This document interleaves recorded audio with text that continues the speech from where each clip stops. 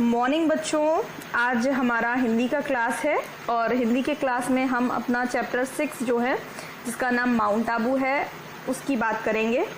Mount Abu chapter को हम पूरा पढ़ चुके हैं और आज टर्न है उसके एक्सरसाइजेस को सॉल्व करने का और इसकी जो वर्ड मीनिंग है, शब्दार्थ हैं, उनको सॉल्व करने का, वर्तनी बोध करने का और कुछ प्रश्नों के उत्तरों को हल करने का। तो चलिए फिर आज की वीडियो हम स्टार्ट करते हैं। तो सबसे पहले हमें क्या याद करना है, क्या समझना है? शब्द बोध। बोध का मतलब मैंने आपको पहले भी समझाया था। बोध का मतलब होता है जानकारी, ज्ञान, और शब्द तो आप जानते ही हैं, यानी कि शब्दों की जानकारी।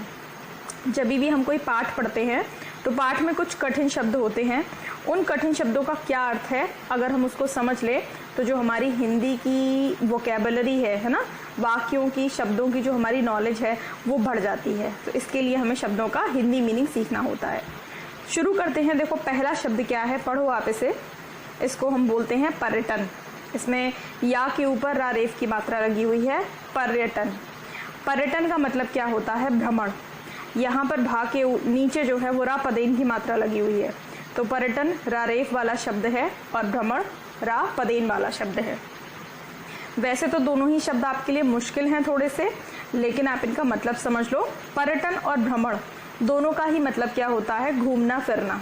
ठीक, अगर हम अपने घर से निकलकर कहीं पर भी घूमने जाते हैं, किसी दूसरे शहर में जाते हैं, किसी दूसरे स्टेट में जाते हैं या किसी दूसरी कंट्री में जाते हैं, तो हम बोलते हैं कि हम सैर सपाटा कर रहे हैं, हम घूम रहे हैं, हम पर्यटन कर रहे हैं, हम भ्रमण कर रहे हैं। ठीक है, तो आप जगह जगह जब घूमते हैं एक शहर से दूसरे, दूसरे से तीसरे, तो उस कार्य को बोलते हैं पर्यटन। कुछ लोग शौक में करते हैं और कुछ लोगों का काम ही पर्यटन कराना या करना होता है ना। तो जैसे आपको छुट्टी मिलती है तो आप भ्रमण के लिए चले जाते हैं, कहीं नैनीताल कोई बच्चा चला जाता है, कोई मंसूरी चला जाता है, कोई वैष्णो देवी चला जाता है, तो आप कुछ दिन के लिए जाते हैं और वापस फिर अपने घर में आ जाते हैं। और कुछ तो पर्यटन का काम ही करते हैं, मतलब उनका काम ही है घूमना और घूमकर फोटोग्राफी करना, जिससे कि उनको पैसा मिलता है, तो वो इस क्षेत्र में है, उनको रोजगार मिलता है। तो पर्यटन का मतलब होता है भ्रमण। तो हम पर्यटन के ऊपर बहुत सारे अपने मन से वाक्य प्रयोग बना सकते हैं। ठीक है, जैसे मेरे पापा पर्यटन विभाग में अधिकारी हैं, है ना। भारत एक ऐसा देश है जो पर्यटन के लिए बहुत प्रसिद्ध है। अभी हम माउंट आबू की बात करें तो माउंट आबू एक पर्यटन स्थल है। किस राज्य का? राजस्थान राज्य का। तो ऐसे छोटे छोटे आप तमाम जो वाक्य हैं वो इन शब्दों के ऊपर बना सकते हैं। अगला शब्द है आपका सैलानी। देखो इसे शैलानी नहीं पढ़ेंगे, ये सा सपेरा है तो इसे हम बोलेंगे सैलानी। अब सैलानी कौन होते हैं? जो पर्यटन करते हैं उनको हम सैलानी बोलते हैं। ठीक, तो ये क्या एक ही टॉपिक से रिलेट करते हुए शब्द हैं। अगर किसी चैप्टर में आपको पर्यटन के लिए पढ़ने के लिए मिलेगा तो उसी चैप्टर में आपको सैलानी शब्द भी जरूर मिलेगा। तो अगर आप ये सीख रहे हैं तो आप इसको भी सीखें। तो पर्यटन का मतलब भ्रमण और सैलानी का मतलब भ्रमण करने वाले या पर्यटन करने वाले, और पर्यटन करने वालों को बोलते हैं पर्यटक। एक ही जैसे है पर्यटन और पर्यटक। और एक और इसका शब्द है यात्री। तो ये तीनों आपस में पर्यायवाची हैं, सैलानी, यात्री और पर्यटक। ठीक है, तो जो भी आदमी अगर कहीं घूमने जा रहा है तो वो वहाँ सैलानी है। जैसे अमेरिका से अगर कोई आदमी हिंदुस्तान को घूमने आया है तो उसे हम क्या बोलेंगे? वो कौन है यहाँ पर? वो एक अमेरिकन सैलानी है। जापान से घूमने आया है तो जापानी सैलानी है। हम अगर भारत से और कनाडा घूमने गए हैं तो हम भारतीय सैलानी हैं। हम अगर जर्मनी घूमने गए हैं तो हम भारतीय सैलानी हैं। तो सैलानी मतलब पर्यटक। जो भी आदमी घूमने के लिए अपने घर से कहीं जाता है तो उस जगह के लोग उस आदमी को क्या बोलते हैं? सैलानी बोलते हैं। ठीक है, अगला शब्द है आपका, देखो, पुनर्निर्माण। अब आप तो कहोगे इसमें रा नहीं है कहीं पर, तो ध्यान से देखो, ना पर छोटी की मात्रा लगी है और साथ में रारेफ की मात्रा भी है। तो इस रारेफ की मात्रा को हम कहाँ बोलेंगे? जिस अक्षर पर लगी है उस अक्षर से पहले। तो पुनर और फिर निर्माण, पुनर फिर ने, और यहाँ की मात्रा को भी पहले बोला जाएगा, तो निर्माण, पुनर्निर्माण।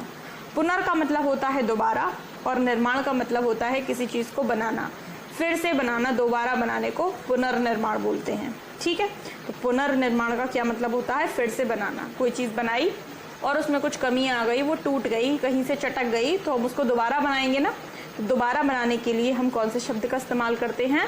पुनर्निर्माण। जैसे आपका घर है, पुराना है और आप उसे दोबारा बनवा रहे हो, तो आप क्या बोलोगे कि मेरे घर का पुनर्निर्माण हो रहा है, मतलब वो दोबारा से बनवाया जा रहा है क्योंकि वो खराब हो चुका है, टूट चुका है।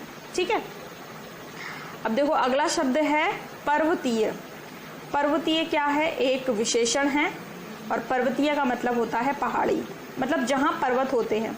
पर्वत का पर्यायवाची तो पहाड़ होते ही हैं, तो पहाड़ से बन गया पहाड़ी और पर्वत से बन गया पर्वतीय, यह लगाते हैं इसमें। ठीक है, तो जहाँ पर्वत हैं उस जगह को, उस स्थान को, इस स्थल को पर्वतीय बोलते हैं। अब माउंट आबू को हम पर्वतीय स्थल क्यों बोलते हैं? क्योंकि माउंट आबू जो है वो अरावली जो हमारी पर्वतमाला है उस पर स्थित है या उसके आसपास स्थित है। तो माउंट आबू को अगर आप घूमने जाएंगे तो वहाँ पे आपको चारों तरफ क्या नजर आएंगे? केवल पर्वत ही पर्वत नजर आएंगे। और माउंट आबू में बहुत सबसे ऊंची चोटी भी है अरावली पर्वत श्रृंखला की, जिसका नाम क्या है? गुरु शिखर। ठीक, तो पर्वतीय मतलब पर्वत से संबंधित या जहाँ पर बहुत सारे पर्वत होते हैं उसे हम पर्वतीय बोलते हैं या पहाड़ी बोलते हैं। तो भारत में भ्रमण के लिए, देखो हमने सेंटेंस बनाया कि भारत में भ्रमण के लिए अनेकों पर्वतीय स्थल हैं जहां प्रत्येक वर्ष लाखों की संख्या में सैलानी जाते हैं और उन्हें वहां बहुत से अद्भुत दृश्य दिखाई देते हैं। तो हमने एक सेंटेंस में इन चारों शब्दों का एक साथ इस्तेमाल कर लिया है ना। तो देखो अद्भुत का मतलब क्या होता है? अद्भुत मतलब आश्चर्यजनक, जिसको देखकर आपकी आंखें विस्मित हो जाएं, मतलब आपकी आंखें जो हैं वो खुली की खुली रह जाएं, तो उस नज़ारे को अद्भुत कहते हैं। अद्भुत मतलब सबसे अलग, आश्चर्यजनक। जैसे कि 10वीं कक्षा में पढ़ने वाले एक लड़के ने अद्भुत आविष्कार किया है। ठीक, प्रकृति के अद्भुत नज़ारों को देखकर, प्रकृति के अद्भुत नज़ारों को देखकर मैं क्या हो गया? आत्मलीन हो गया। अब आत्मलीन का मतलब क्या है? अपने में खो जाना। आत्म मतलब खुद के अंदर और लीन मतलब खो जाना, खुद में खो जाना। अगर कोई आदमी कुछ देख रहा है और देखते देखते अपने अंदर ही खो गया, अगर आदमी कोई सुन रहा है और सुनते सुनते अपने अंदर ही खो गया, अब उसे होश नहीं है कि उसके आसपास क्या हो रहा है, तो ऐसे आदमी को हम बोलते हैं बच्चों आत्मलीन, खुद के अंदर लीन हो गया। और अद्भुत कोई भी ऐसी चीज जो आपको आश्चर्य में डाल दे उसको बोलते हैं अद्भुत। ठीक, देखो यह बालक कितने अद्भुत कारनामे दिखा रहा है, तो यानी कि कुछ ऐसा करके दिखा रहा है जिससे कि आपको बहुत आश्चर्य हो रहा है। ठीक है, तो ये कुछ छोटे से थोड़े से शब्द थे, केवल 6 ही शब्द हैं जिनके अर्थ आपको याद करने हैं और अपनी नोटबुक में लिखने हैं। पर्यटन भ्रमण, सैलानी, यात्री या पर्यटक, पुनर्निर्माण फिर से बनाना। पुनर्निर्माण शब्द चैप्टर में किस लिए आया था? अचलगढ़ के किले के लिए। अचलगढ़ का किला परमार राजाओं ने बनवाया था और बाद में जो मेवाड़ के राजा थे राणा कुंभा, उन्होंने इसका पुनर्निर्माण कराया था। पर्वतीय मतलब पहाड़ी, अद्भुत, आश्चर्यजनक और आत्मलीन, अपने में खो जाना। तो ये थे इसके शब्दार्थ। अब हम चलते हैं वर्तनी बोध पर। तो बच्चों वर्तनी मतलब होता है शब्दों को लिखने का तरीका, कि शब्द कैसे लिखे जा सकते हैं। तो हिंदी में बेसिकली शब्दों को हम 2 तरह से लिख सकते हैं, तो वो दोनों ही तरीके ठीक होते हैं। तो आपको दोनों ही तरीके लिखने आने चाहिए ताकि आपको ये समझ में आ जाए कि आप कैसे भी लिखें शब्द आपका ठीक है, उसकी वर्तनी गलत नहीं है। तो चलिए हम एक एक करके सारे शब्दों को देखते हैं और उनके तरीके भी समझते हैं कि उनको कैसे लिख सकते हैं। देखो पहला शब्द है माउंट। माउंट का मतलब क्या होता है? एक तरह से ऊंचाई, या माउंट का मतलब होता है चढ़ना। तो माउंट आबू, आबू पहाड़ियों का नाम है। माउंट आबू में माउंट आबू पहाड़ियों का नाम है। आबू वहाँ पर पहाड़ी हैं और माउंट मतलब हो गया ऊंचाई पर। तो ऊंचाई पर स्थित आबू पहाड़ियाँ, इसलिए उस जगह का नाम क्या हो गया? माउंट आबू। अब इस माउंट शब्द को हम ऐसे भी लिख सकते हैं और उसका लिखने का तरीका मैंने आपको क्या बताया। आप यहाँ चलिए, माउंट, ये बिंदी ना की साउंड दे रही है, तो आप इसको ना नहीं बना सकते हो। इसके लिए आपको क्या करना पड़ेगा? आगे का अक्षर देखना पड़ेगा और आगे का अक्षर है टा, और टा वर्ग का लास्ट अक्षर, अंतिम अक्षर क्या होता है? अड़ा होता है तो वो आप आधा बनाते हो, आधा ना नहीं बनाओगे, आप अंतिम अक्षर बनाओगे जिस वर्ग का लेटर आगे लिखा हुआ है उसके अकॉर्डिंग। तो माउंट ऐसे लिखा जाएगा। सर्दियों, अब ये क्या होगा सर्दियों में, ये राह यहाँ से हट जाएगा और इस पर रारेफ की मात्रा लग जाएगी तो ये हो गया सर्दियों। कुंभा, अब देखो यहाँ पे बिंदी हटेगी, अगला अक्षर है भा, तो भा कौन से वर्ग का है, प फ ब भ म, तो म आ रहे हैं ना लास्ट में, तो आप कुंभा म लिख दोगे। कुंड, अब देखो ना नहीं बनाएंगे यहाँ पर, डा है ना, ड, ट ठ ड ढ अणा, तो यहाँ क्या बनाएंगे, अड़ा बनाएंगे आधा। सौंदर्य, अब देखो यहाँ बिंदी से क्या बनेगा, ता थ द ध न, तो द आ रहा है ना, तो कौन से वर्ग से है, ता वर्ग से, तो अंतिम अक्षर क्या है ना, तो बना देंगे सौंदर्य। कि बहुत बड़े बड़े लोगों को ये चीज़ें समझ में नहीं आती हैं जो आपको समझाई जा रही हैं, तो आपको बहुत अटेंटिवली इनको समझना है। अब देखो विशेषताएं, अब ए लिखा है तो मैंने आपको बताया ए को आप किस में कन्वर्ट कर सकते हो, या में, और जब या में कन्वर्ट करोगे तो क्या होगा, चंद्र बिंदी हट जाएगी, मात्रा लग जाएगी और बिंदी लग जाएगी, ठीक है। इसलिए अब ए हटाओगे तो या और मात्रा। द्वारा, ठीक, द्वारा को गलत लिख दिया है, ऐसे ही लिख दिया है, जबकि हम द्वारा को कैसे लिख सकते हैं, आधा द और फिर वा और फिर रा, तो ये हो गया आपका द्वारा। अब ये है पॉइंट, पॉइंट, अब इसको कैसे लिखेंगे, ये आपको बिंदी हटानी है, तो टा ठा डा ढा अणा, तो आधा अणा बना देंगे, पॉइंट हो जाएगा। चट्टान, अब यहाँ देखो टा है और उसके नीचे एक और टा है, तो इनको हम अलग अलग करके लिख देंगे, च और फिर आधा टा और फिर टा और फिर न, तो ये क्या हो गया, चट्टान। आगे है गर्मियों, तो क्या करेंगे, यहाँ से रा हटाएंगे और रारेफ की मात्रा चढ़ा देंगे, तो ये हो जाएगा गर्मियों।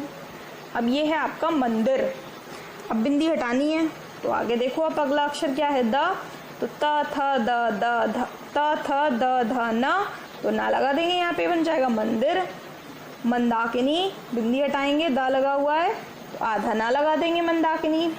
अब दिखाई, ई लगा होता है तो क्या करते हैं, या बना सकते हैं और या पर बड़ी की मात्रा लगा सकते हैं, तो दिखाई दोनों ही ठीक हैं। अंदर, तो बिंदी हटाएंगे, आगे द है, तो जब दा होगा तो ना तो अपने आप ही आ जाएगा, तो अंदर आप दोनों तरह से लिख सकते हो। तो ये आपके थे वर्तनी बोध, जिनमें आपने सीखा कि आप शब्दों को दो अलग अलग प्रकार से लिखो, तो दोनों ही तरीके सही हैं।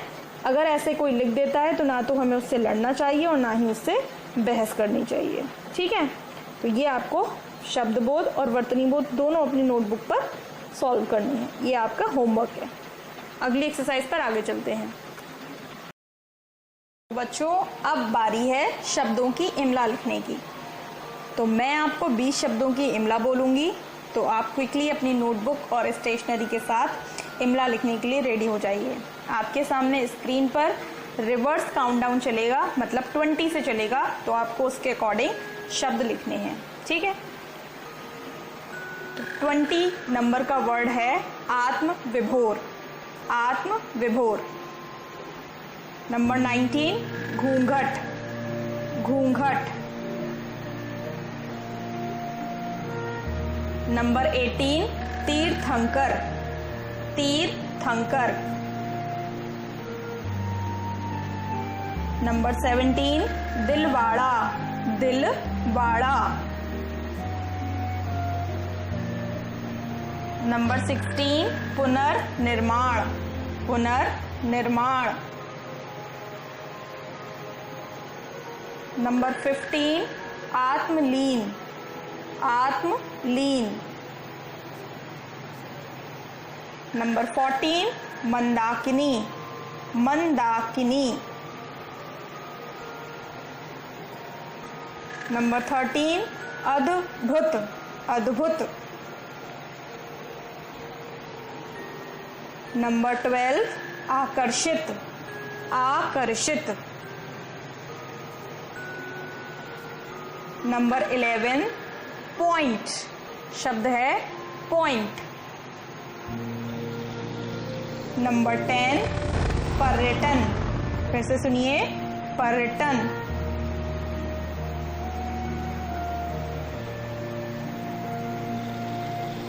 नंबर 9 कुंभा, शब्द है कुंभा, कुंभा।